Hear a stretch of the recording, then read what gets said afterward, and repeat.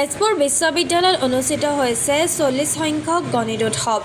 1987 চনতে জন্ম লাভ কৰা অসম গণিত আয়তনৰ 40 সংখ্যক বাৰ্ষিক অধিৱেশনৰ লগত সংগতি ৰাখি এই গণিত উৎসৱৰ আয়োজন কৰিছে। দুদিনীয়াকৈ অনুষ্ঠিত কৰা এই উৎসৱত ছাত্ৰ-ছাত্ৰীসকলৰ মাজত গণিত জনপ্ৰিয় কৰি গঢ়ি তোলাৰ লগতে গণিতৰ যোগেদি নিজকে গঢ় দিয়াৰ বাবে বিভিন্ন সময়ত বিভিন্ন কাৰ্যসূচী গ্ৰহণ কৰা হৈছে।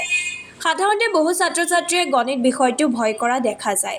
সেইসকল ছাত্ৰ-ছাত্ৰীক গণিত যে জীৱনৰ অভিন্ন অংগ এই বিষয়ে অৱগত কৰাই গণিতক সহজ কৰাৰ বাবে অসম গণিত আয়তনে প্ৰচেষ্টা লৈ আহিছে।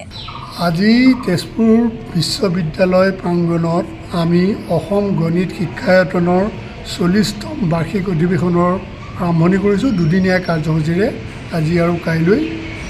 ইয়াত অসমৰ বিভিন্ন জিলাৰ পৰা আমাৰ প্ৰতিনিধি আহিব।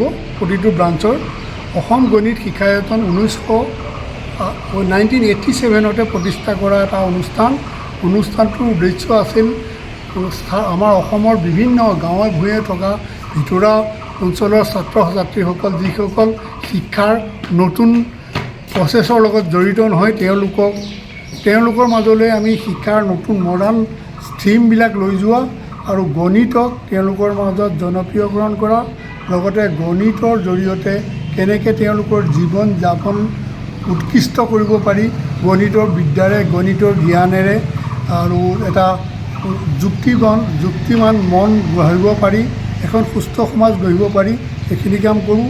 লগতে গণিতটো যে সমাজৰ প্ৰতিটো কথাতে আমাৰ সংস্কৃতি আৰু আমাৰ কালচাৰ, মিউজিক, ডেন্স এইবিলাক চবতে যে হৈ আছে আমি সেইবিলাক দেখাওঁ। গণিত যদিও এবষ্ট্ৰাক্ট এইবিলাক কেনেকৈ হয় আৰু সেইবিলাকৰ জৰিয়তে তেওঁলোকক আমি গণিত জনপ্ৰিয়কৰণ কৰিব বিচাৰোঁ আৰু লগতে তেওঁলোকৰ ভৱিষ্যত জীৱনত গণিতে যাতে ভাল অৰিহণা এটা যোগায়, তেওঁ ভাল জীৱন এটা গঢ়িব পাৰে গণিতৰ জ্ঞানেৰে, সেই বস্তুখিনি আমি তেওঁলোকক গাইড দিওঁ। আৰু সেয়ে তাৰে আজি এইটো অধিৱেশন বিভিন্ন কাৰ্যসূচীৰে আমাৰ ইয়াত চলি আছে কাৰ্যসূচীৰে। আৰু আমি ভাবোঁ ইয়াতে আমাৰ বিভিন্ন ভাৰতৰ আইজাৰৰ পৰাও বম্বে আইজাৰৰ পৰাও আমাৰ ইয়াত এক্সপাৰ্ট আহিব, তেওঁলোকক দেখাব। আমাৰ চেণ্ট্ৰেল কমিটি গুৱাহাটীৰ মানুহ আহিছে, আহি চেণ্ট্ৰেল কমিটিৰ সকলোৱে দেখাব। আজি আৰু কালি দুদিনীয়া আমাৰ বিভিন্ন কাৰ্যসূচীৰে এইটো অনুষ্ঠান হ'ব। সকলোৰে এই অনুষ্ঠানটো সফলতাৰ বাবে সকলোৰে সহযোগিতা কামনা কৰিলোঁ।